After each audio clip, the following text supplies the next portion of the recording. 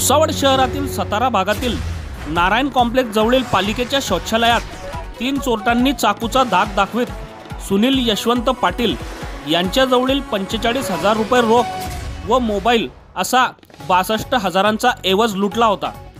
ही घटना 2 डिसेंबरला सकाळी 10 वाजता घडली होती। शहर पोलिसात 13 डिसेंबरला 11 दिवसानंतर गुन्हा दाखल करण्यात आल्यानंतर शहर पोलिसांनी दोघांना अटक केली आहे। जय मनोज जाधव व रवी देवसिंग कसोटे दोन्ही राहणार वाल्मिक नगर भुसावळ असे अटकेतील आरोपींचे नाव आहे।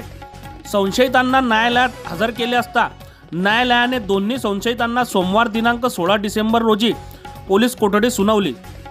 दरम्यान दोन्ही संशयितांकडून तिसऱ्या संशयिताची माहिती काढण्यात येत आहे।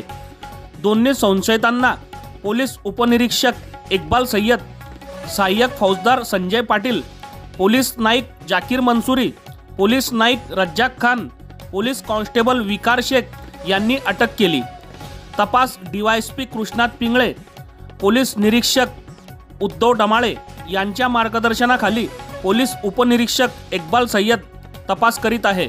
बघत रहा MH19 न्यूज। मुख्य संपादक श्रीकांत वानखेडे सोबत ब्युरो चीफ जोहेब सय्यद, जळगाव जिल्हा, महाराष्ट्र।